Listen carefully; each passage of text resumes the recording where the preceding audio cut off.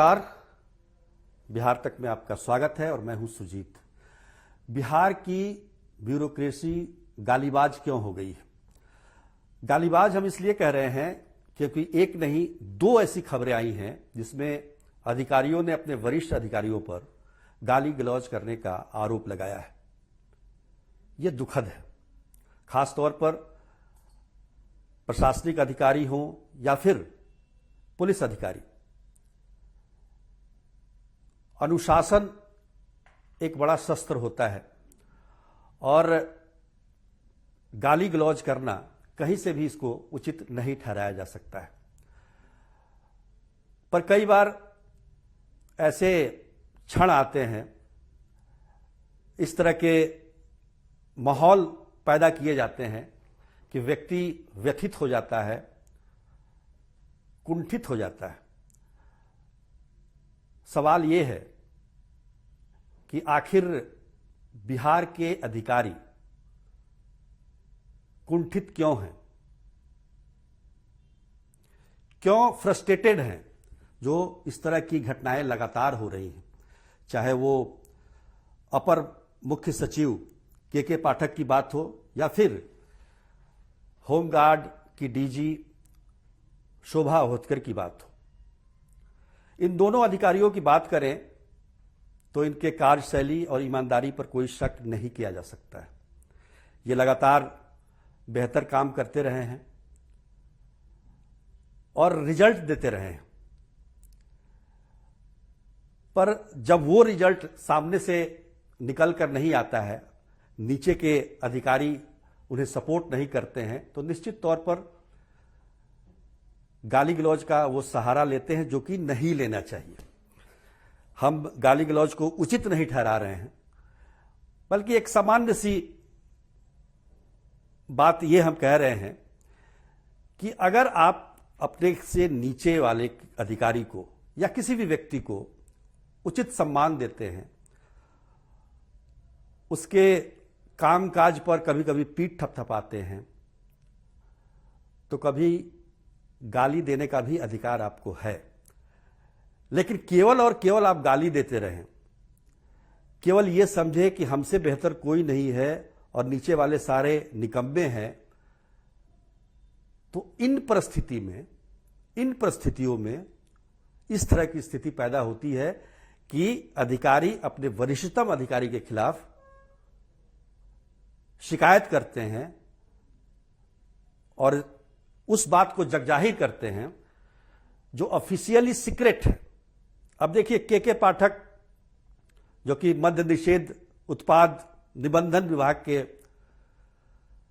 अपर मुख्य सचिव हैं, कई विभागों की जिम्मेदारी है उन पर। सबसे ज्यादा बड़ी जिम्मेदारी तो मद्य निषेध यानी शराबबंदी कानून को कड़ाई से लागू करने का उन पर बहुत बड़ा, उनके कंधे पर बहुत बड़ा भार है। लेकिन जब मीटिंग करते हैं तो उसमें उनके अधिकारी, उनके कनीय अधिकारी उनका वीडियो बना लेते हैं और जो गाली देते हैं उसको सार्वजनिक कर लिया जाता है। हालांकि इस पर अब कार्रवाई की बात चल रही है कि आखिर वो वीडियो बनाया किसने और किसने उसे वायरल किया।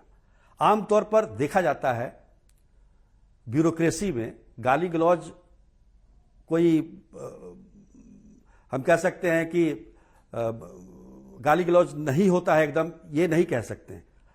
पुलिस विभाग में अक्सर गाली गलौज से ही बात की जाती है, जनता इसकी गवाह है। तो जब विभाग के अंदर बातचीत होती है तब भी गाली गलौज का इस्तेमाल किया जाता है, पर उसका वीडियो बनाकर इसे वायरल करना ये कहीं से भी उचित इसको नहीं ठहराया जा सकता है, क्योंकि ये ऑफिशियल सीक्रेट एक्ट के खिलाफ है। अब अधिकारियों को जो ट्रेनिंग बिपार्ड की तरफ से दिया जा रहा है, ग्रामीण विकास की संस्था जो है बिपार्ड, उसमें अधिकारी ढंग से ट्रेनिंग नहीं कर रहे हैं गया में, और उसको लेकर शिकायत जब की गई, क्योंकि बिपार्ड के भी प्रधान के पाठक हैं, तो उन्होंने अपशब्द निकाले जो कि उचित नहीं थे। पर अब तो उन पर कार्रवाई होने की बात होने लगी है जो अधिकारी के पाठक की मीटिंग में मौजूद थे और उन्होंने वीडियो बनाया और उस वीडियो को वायरल कर दिया। के पाठक पर क्या कार्रवाई होगी ये तो कहा नहीं जा सकता है, पर फिलहाल आर्थिक अपराध इकाई इस मामले की जांच कर रही है, जरूर कर रही है।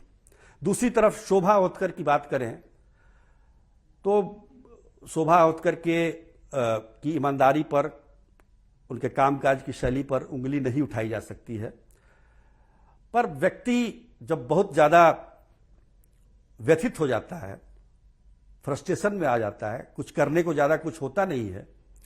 वैसे तो एसपी के स्तर पर भी हमने कई कहानियां उनकी सुनी है शोभा होतकर की, और जहां जहां वो एसपी रही हैं वहां गाली गलौज से ही बात करती रही है, लेकिन किसी ने शिकायत अभी तक नहीं की थी। विकास वैभव आईपीएस अधिकारी, वो काफी अच्छे हैं, अच्छे माने जाते हैं, और इधर उन्होंने एक लेट्स इंस्पायर बिहार करके एक मुहिम भी चला रखी है।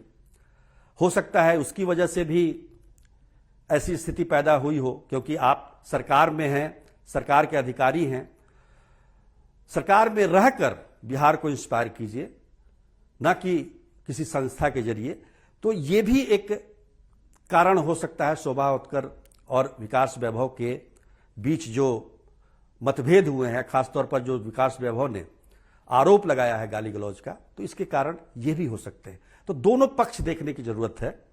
विकास वैभव भी अच्छे अधिकारी हैं, और मैं ये कहूंगा कि अगर शोभा होतकर और विकास वैभव को मेन स्ट्रीम यानी कानून व्यवस्था के काम में लगाया जाए तो वो बहुत ज्यादा सफल होंगे, लेकिन सरकारें ऐसी हिम्मत नहीं करेगी दोनों को एक साथ ये अधिकार देने का।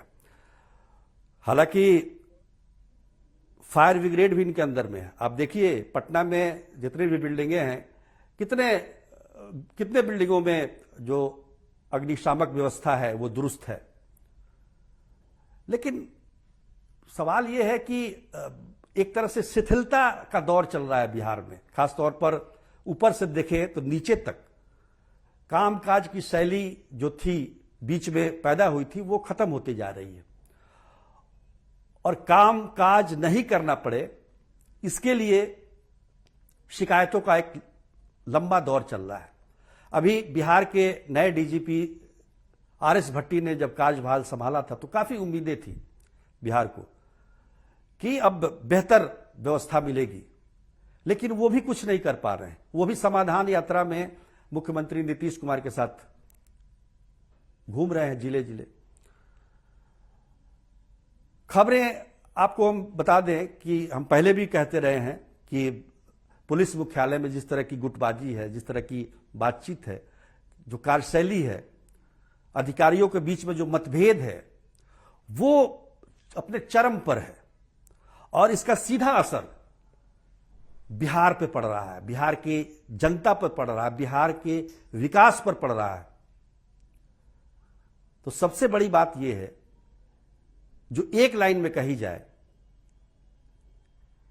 कि काम करने वालों के लिए, जो काम करने वाले अधिकारी हैं, निश्चित तौर पर बिहार में वो फ्रस्ट्रेशन के शिकार हो रहे हैं, और जिसको काम नहीं करना है उसके लिए, उन अधिकारियों के लिए बिहार स्वर्ग से भी बेहतर है।